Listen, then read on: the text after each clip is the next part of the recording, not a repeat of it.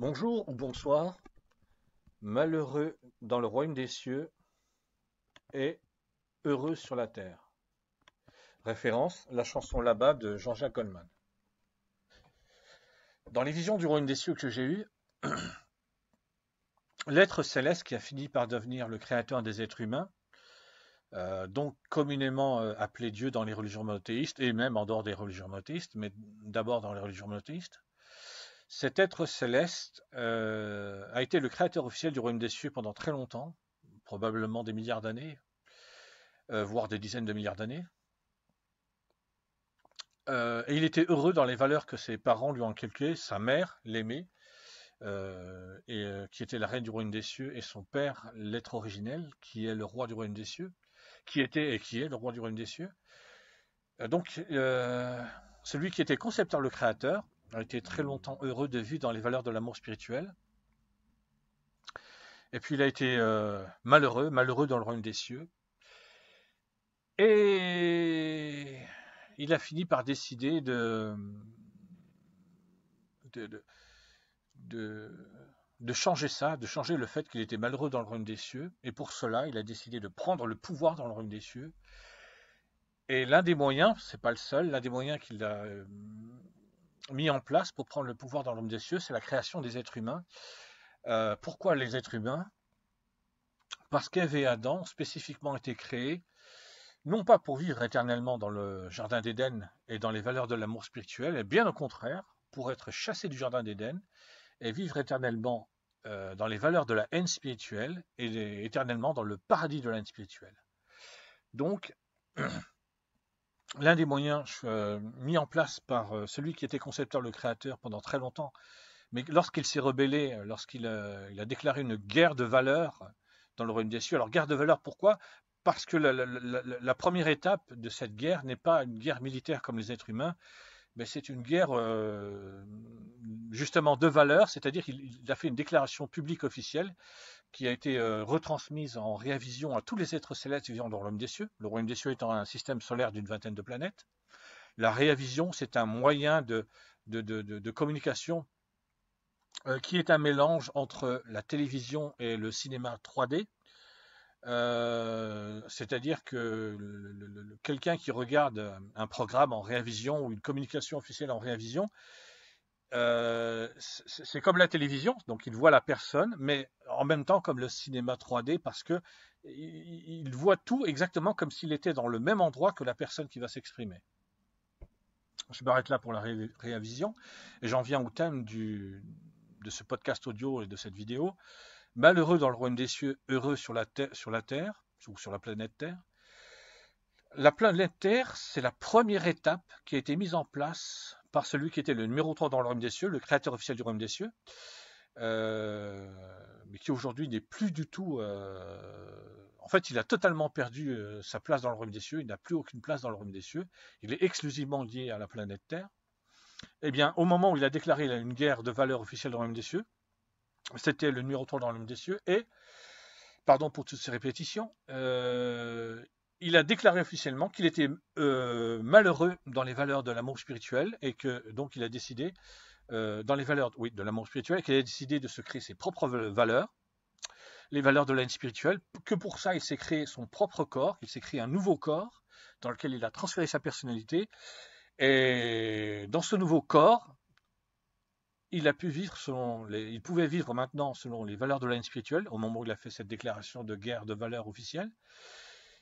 Et il a encouragé tous les êtres célestes vivant dans le royaume des cieux à le suivre, c'est-à-dire toutes les créatures, parce qu'il a expliqué qu'il allait prendre le pouvoir dans le royaume des cieux, et pour ça, il a créé les êtres humains. C'est là où j'en reviens à Ève et Adam, qui n'ont pas été créés pour vivre éternellement dans le jardin d'Éden, dans les valeurs de l'amour spirituel, mais bien au contraire, Ève et Adam ont spécifiquement été créés par leur créateur, cœur de haine. Les êtres humains ont bien un créateur, cœur de haine, mais dans mes visions, dans les visions du royaume des cieux que j'ai eues, le créateur des êtres humains, ce n'est pas dans le sens commun du terme Dieu, quoique pour les êtres humains, il a la place de Dieu, c'est-à-dire qu'il a tous les pouvoirs par rapport aux êtres humains, mais dans les visions du royaume des cieux, ce n'est pas Dieu dans le sens commun du terme, puisque l'être céleste qui a créé les êtres humains lui-même était créé. Et maintenant, désolé,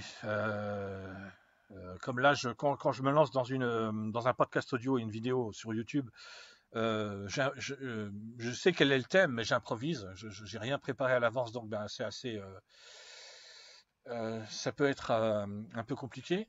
Le principe, c'est malheureux sur la terre, heureux. Non, pardon, malheureux dans le royaume des cieux, heureux sur la terre.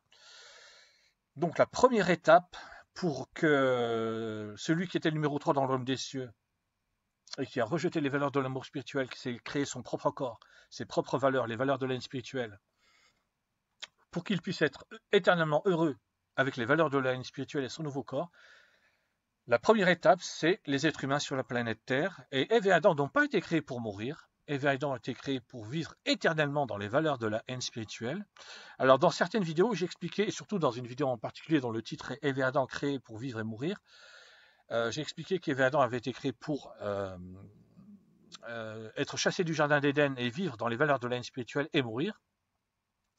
En fait, depuis, j'ai pris le temps de réfléchir et donc je me suis rendu compte qu'il était plus logique et cohérent euh, après certaines réflexions personnelles où je me suis posé des questions, parce que c'est comme ça que je fonctionne, je me pose des questions sur un point spirituel et j'essaie de trouver des réponses. Même en ayant eu des visions dans le royaume des cieux, ça ne change rien au fait qu'il est nécessaire de réfléchir, de se poser des questions et de chercher des réponses. Donc finalement, j'en suis venu à l'idée que Ève et Adam avaient été créés pour vivre éternellement dans les valeurs de la haine spirituelle, dans le paradis de la haine spirituelle. Donc, en fait, au moment où Cœur de haine, qui était le numéro 3 dans le royaume des cieux et qui voulait devenir le numéro 1, le roi du royaume des cieux, donc prendre le pouvoir dans le royaume des cieux, au moment où il a créé Ève et Adam, c'était la première étape pour être éternellement heureux de vivre dans les valeurs de la haine spirituelle. Alors, il y avait deux possibilités. Soit il réussissait, mais dans ce cas, il devenait le nouveau roi du royaume des cieux et il établissait un nouveau royaume des cieux avec des nouvelles valeurs, les valeurs de la spirituelle. Soit il échouait, mais dans ce cas, ce ne serait pas un problème, entre guillemets, c'est-à-dire qu'il perdrait tout ce qu'il avait dans le royaume des cieux, il serait plus le numéro 3 dans le royaume des cieux. D'ailleurs, il n'aurait plus du tout sa place dans le royaume des cieux tel qu'il existait. Donc, je répète que le royaume des cieux, c'est un système planétaire d'une vingtaine de planètes, mais pour lui, c'est pas grave. C'est pas grave dans le sens où, connaissant les valeurs de l'amour spirituel par cœur, étant capable de celui qui est devenu le créateur des êtres humains, Cœur de haine, et qui avant été concepteur, le créateur officiel du royaume des cieux, c'est un génie. Et donc, en tant que génie, il ne s'est pas lancé dans l'aventure en se disant ça passe ou ça casse, soit j'obtiens tout.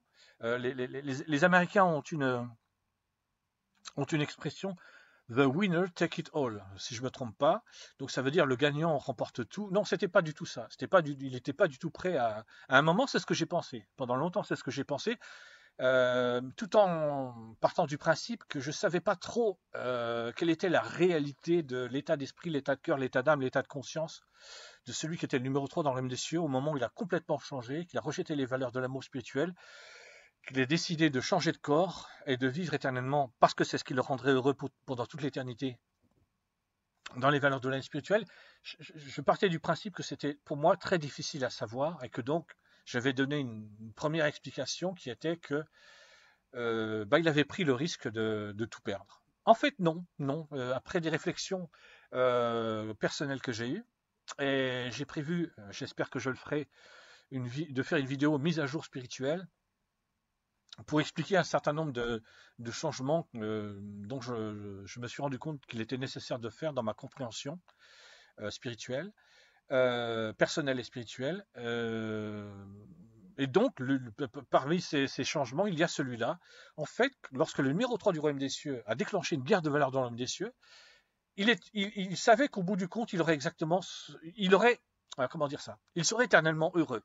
Alors, soit il aurait exactement ce qu'il cherche, devenir le nouveau roi du royaume des cieux, parce que le plan qu'il a mis en place fonctionnerait à 100% sur tous les points qu'il a prévus. Mais il savait aussi que même si le plan qu'il avait mis en place échouait, c'est pas grave, il serait quand même éternellement heureux sur la Terre. Alors, qu'est-ce qu'il y a qu'est-ce qu'il y a de si extraordinaire sur la Terre qui permet à celui qui était le numéro 3 dans l'homme des cieux d'être éternellement heureux? Eh bien, tout simplement parce que il est dans le sens commun du terme, Dieu. Il n'est plus le numéro 3 dans le royaume des cieux, il n'est plus un être céleste qui a été créé, il est Dieu. Il est celui qui a tous les pouvoirs et qui est libre de faire tout ce qu'il a envie de faire. Et c'est ce que permettent les valeurs de la haine spirituelle. Les êtres humains, eux, connaissent toutes les injustices, toutes les souffrances, toutes les horreurs des valeurs de la haine spirituelle. Tuerie, massacre, viol, extermination, injustice, folie, démence, mensonge, manipulation, lâcheté, traîtrise, hypocrisie. Bon, j'ai pas de démonstration à faire, les êtres humains connaissent tout ça par cœur. Mais pour celui qui était le numéro 3 dans le royaume des cieux, le fait qu'il reste... Alors, je ne sais pas, je dois expliquer un point qui se trouve dans la Bible. Quand j'ai étudié la Bible, c'est comme ça que je l'ai appris. Et je crois savoir, j'en suis pas sûr du tout, mais quand même j'ai écouté pas mal de comment dirais-je, de vidéos d'enseignants spirituels chrétiens qui sont pas des témoins de Jéhovah, parce que moi j'ai étudié la Bible avec les témoins de Jéhovah à une certaine époque. Ça fait la dernière fois que je l'ai fait, c'était en fin 2002, début 2003 de mémoire, et donc ça fait 20 ans que j'ai plus étudié la Bible avec les témoins de Jéhovah. Donc j'ai gardé bien évidemment certaines dans ma mémoire certaines informations spirituelles des études de la Bible que j'ai faites avec les témoins de Jéhovah. Et grâce à Internet, j'ai pu écouter des enseignants spirituels différents des témoins de Jéhovah. Donc moi, le point que je vais aborder, je l'ai appris en étudiant la Bible avec les témoins de Jéhovah, mais d'après ce que j'ai pu écouter, c'est un point qui est partagé, ce qui est logique. Hein.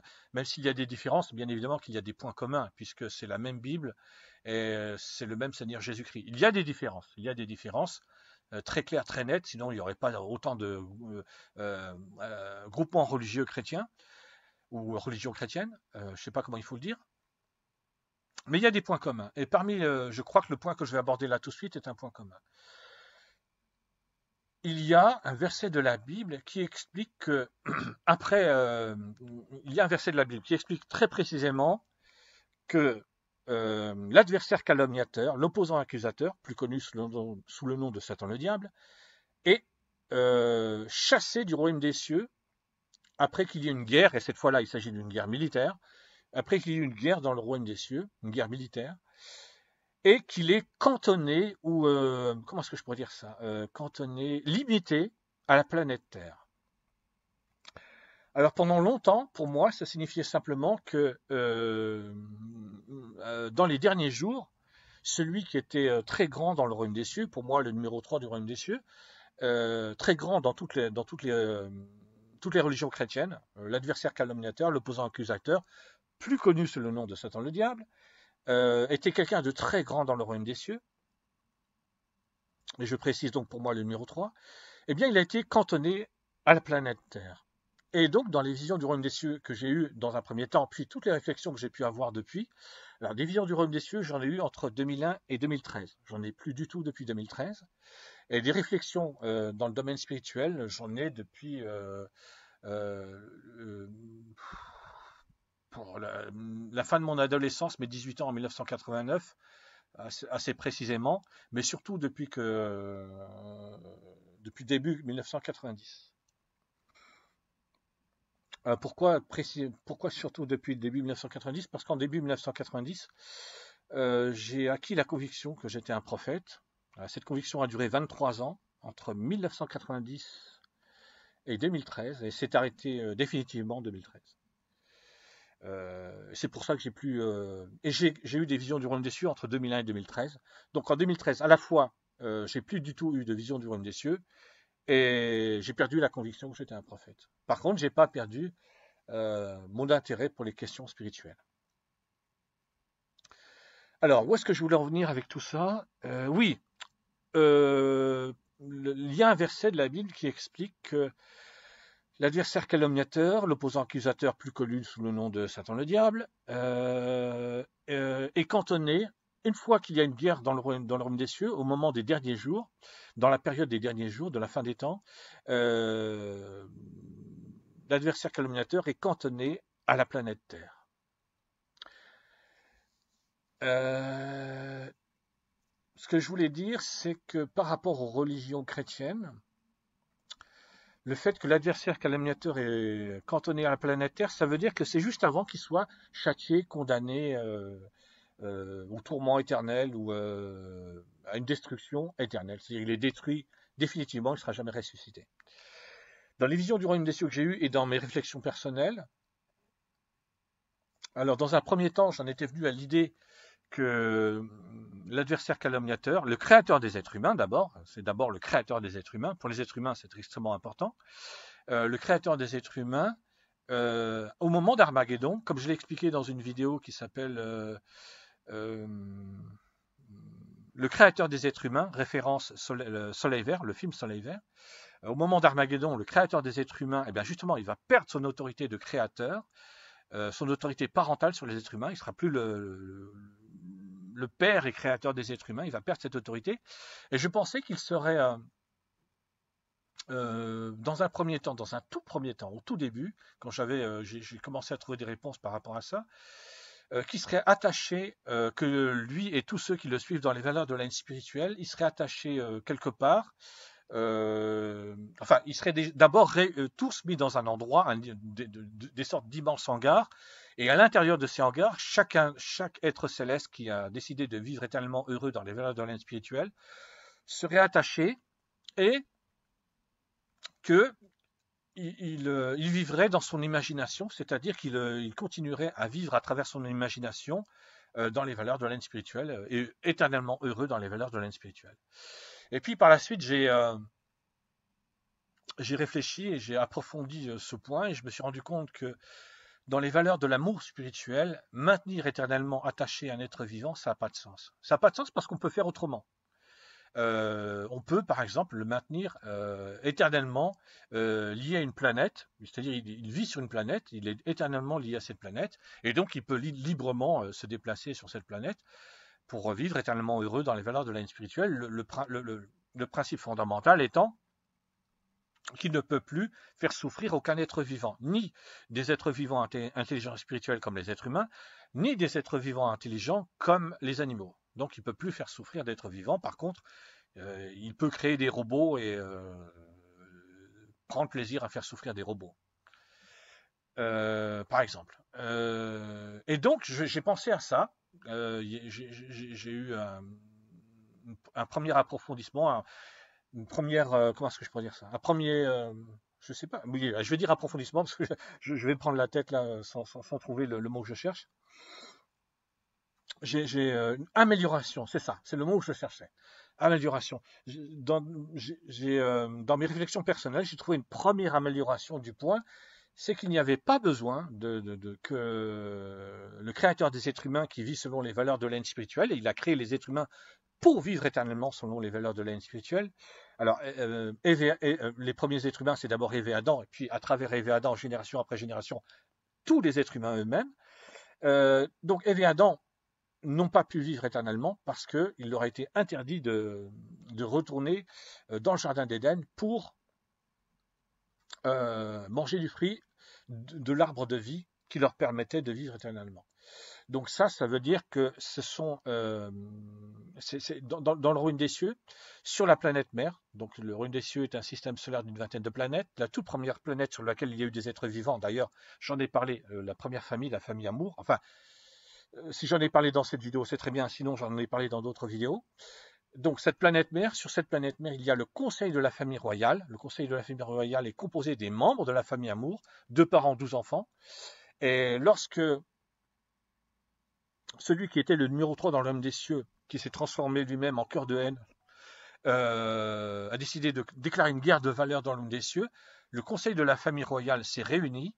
Et donc là, il y avait 2 parents, 11 enfants, puisqu'il n'y avait pas cœur de haine. Il était hors de question pour lui d'être en contact avec les membres de la famille royale. Il voulait prendre le pouvoir et plus du tout être en contact avec eux. Quand le conseil de la famille royale s'est réuni, il a décidé, en tenant compte. Alors, allez, je vais pas donner trop de détails, je vais être plus rapide. Il a décidé d'empêcher Ève et Adam de retourner dans le jardin d'Éden. Ce qui fait que Ève et Adam ne pouvaient plus vivre éternellement, comme l'avait prévu Cœur de Haine, le créateur des êtres humains, ne pouvait plus vivre éternellement sur la terre, dans le paradis de la haine spirituelle, selon les valeurs de la haine spirituelle. C'est là où je voulais en venir. C'est-à-dire que le fait que Ève et Adam ne peuvent pas vivre éternellement, ça ne vient pas du créateur des êtres humains. Le créateur des êtres humains a créé Ève et Adam pour qu'ils vivent éternellement sur la planète Terre, dans les valeurs de la haine spirituelle. Donc il voulait avoir ses toutes premières créatures qui vivraient selon les valeurs de la haine spirituelle et son premier paradis de la haine. Et il était prêt à en créer d'autres s'il le pouvait. Alors, à partir du moment où Ève et Adam ont été empêchés par le conseil de la famille royale céleste qui se trouve sur la planète mère dans le royaume des cieux, à partir du moment où Ève et Adam ont été empêchés de retourner dans le jardin d'Éden pour manger des fruits de l'arbre de vie, donc ils ne pouvaient plus vivre éternellement. Et donc là, une guerre de valeurs s'est déclenchée dans le royaume des cieux avec des impacts sur la planète Terre. C'est ce que je voulais expliquer. Des impacts sur la planète Terre parmi les êtres humains. Et donc, il faut que j'arrive au bout du podcast audio, parce que sinon je vais complètement me perdre. Malheureux dans le royaume des cieux, ou malheureux dans les cieux, et heureux sur la terre, parce que la terre étant le paradis de la haine, le paradis de la haine spirituelle, ou le paradis des valeurs de la haine, le paradis des valeurs de la haine spirituelle, celui qui est l'être céleste qui a fini par devenir le créateur des êtres humains, comme je l'ai expliqué, soit il arrivait à prendre le pouvoir dans le royaume des cieux, et donc il allait mettre en place un nouveau royaume des cieux avec des nouvelles valeurs, les valeurs de la haine spirituelle, soit il échouait, il n'arrivait pas à prendre le pouvoir, et c'était pas grave.